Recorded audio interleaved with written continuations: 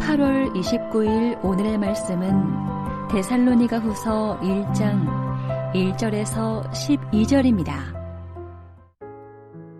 바울과 실로아노와 디모데는 하나님 우리 아버지와 주 예수 그리스도 안에 있는 데살로니가인의 교회에 편지하노니 하나님 아버지와 주 예수 그리스도로부터 은혜와 평강이 너희에게 있을지어다.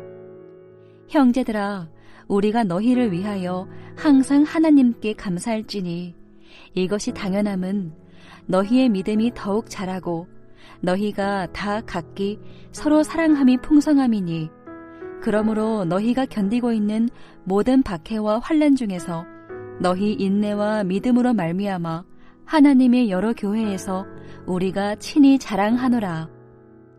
이는 하나님의 공의로운 심판의 표요 너희로 하여금 하나님의 나라에 합당한 자로 여김을 받게 하려 함이니 그 나라를 위하여 너희가 또한 고난을 받느니라. 너희로 환난을 받게 하는 자들에게는 환난으로 갚으시고 환난을 받는 너희에게는 우리와 함께 안식으로 갚으시는 것이 하나님의 공이시니 주 예수께서 자기의 능력의 천사들과 함께 하늘로부터 불꽃 가운데에 나타나실 때에 하나님을 모르는 자들과 우리 주 예수의 복음에 복종하지 않는 자들에게 형벌을 내리시리니 이런 자들은 주의 얼굴과 그의 힘의 영광을 떠나 영원한 멸망의 형벌을 받으리로다. 그 날에 그가 강림하사 그의 성도들에게서 영광을 받으시고 모든 믿는 자들에게서 놀랍게 여김을 얻으시리니 이는 우리의 증거가 너희에게 믿어졌음이라.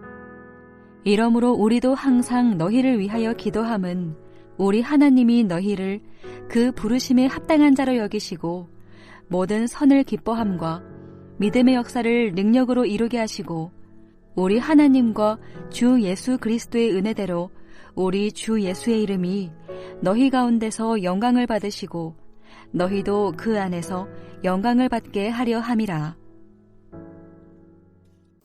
안녕하세요. 데살로니가 후서 1장 1절부터 12절까지 말씀을 함께 묵상하겠습니다. 데살로니가 후서는 데살로니가 전서의 연장선으로 기록되었습니다. 두 번째 편지를 쓴 목적이 있겠죠. 오늘 본문에서 잘 드러나듯이 데살로니가 교회가 당한 환난 때문에 후서가 쓰였습니다. 환난은 쉽게 잦아들지 않고 계속되었으며 그로 말미암아 교회는 몇 가지 어려운 문제를 감당해야 했습니다. 핍박받는 것에 대한 의문이 들었을 뿐 아니라 주의 강림에 대한 기대가 도를 넘어 엉터리 주장까지 떠돌았고 아예 일손을 놓고 정상적인 생활을 포기하는 사람들이 생기기도 했습니다. 교회의 이런 두 번째 문제를 알고 바울 일행은 두 번째 편지인 데살로니가 후서를 보냅니다. 1절부터 2절은 바울 서신의 머릿말입니다.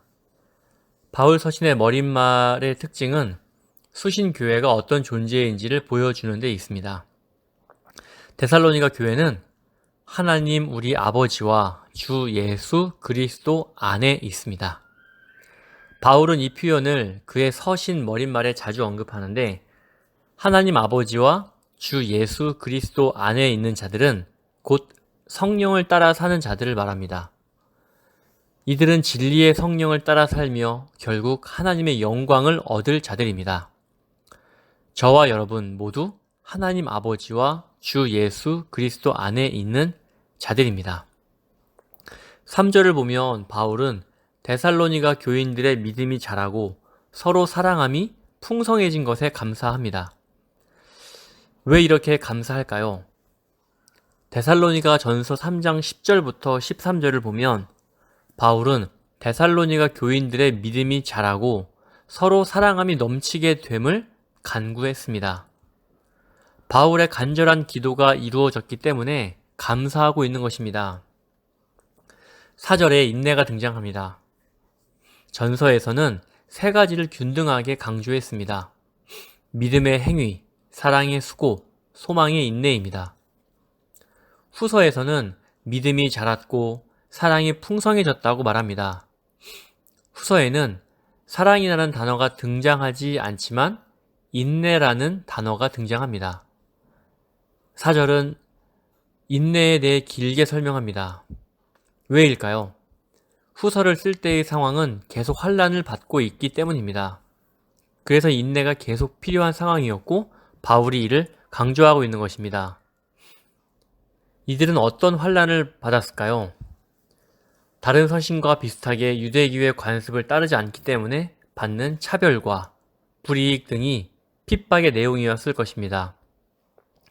초기 교회의 핍박은 유대교로부터 왔습니다. 처음부터 로마가 핍박하지 않았습니다.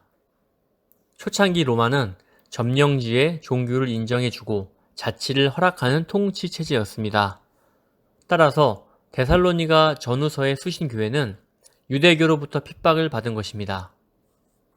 바울은 데살로니가 교회가 유대교의 박해와 환난 중에서 인내하고 믿음을 지킨 사실을 여러 교회에 자랑합니다.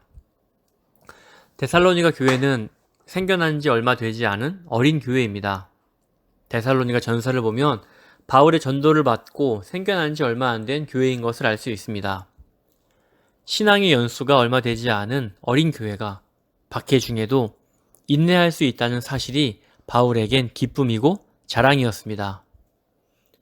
하지만 환란이 지속된다면 어린 교회가 버티기 힘든 것을 바울은 잘 알았습니다.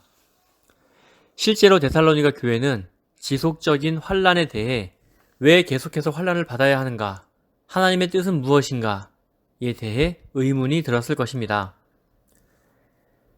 그래서 바울은 데살로니가 교회가 환란을 받고 있는 것에 대해 신학적으로 설명을 하고 있습니다. 환란에 대한 신학적 설명이 5절부터 10절입니다.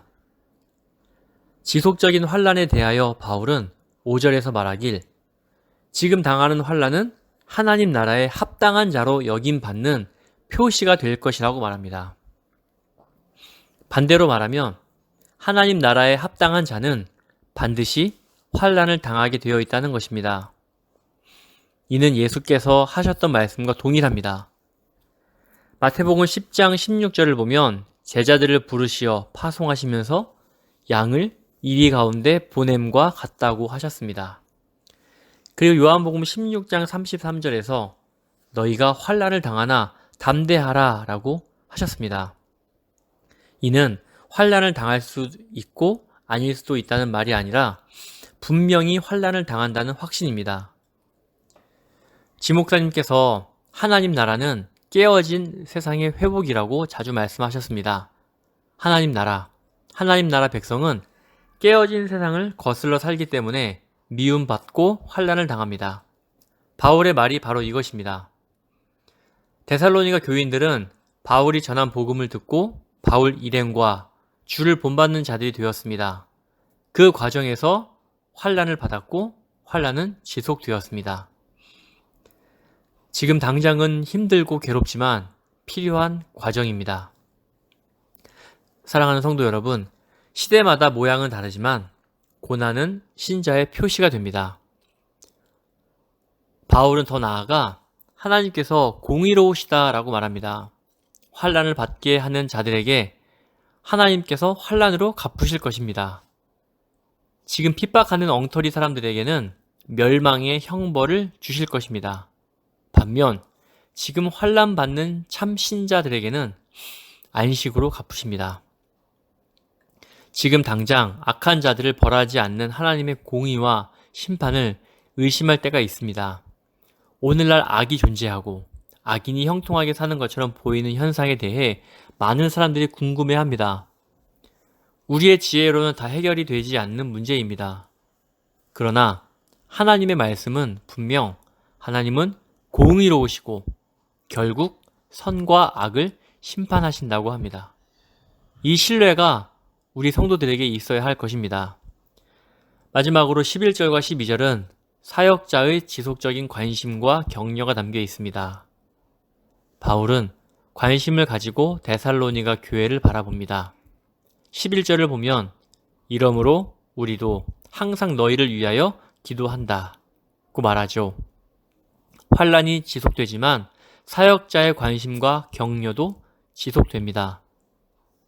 이것만큼 큰 위로와 힘이 되는 것은 없습니다. 지도자의 깊은 관심으로 교회를 바라보며 격려할 때 인내할 힘이 생기지 않을까요? 교회의 지도자들이 교회를 돌볼 때 가져야 할 자세입니다. 또한 성도님들께서 각 가정에서 서로를 향해 이런 자세를 가져보면 어떨까요? 하나님께서 공의로 참신자에게 안식을 갚아주실 것을 믿고 공동체의 지도자가 깊은 관심과 사랑으로 교회를 돌볼 때 하나님의 부르심에 합당한 성도로 살아갈 수 있을 것입니다. 믿음의 행동을 능력으로 이루게 될 것입니다. 하나님께서는 신실하게 그분의 일을 하시니 우리가 서로서로 깊은 관심과 사랑으로 돌아보면 좋을 것 같습니다. 아멘.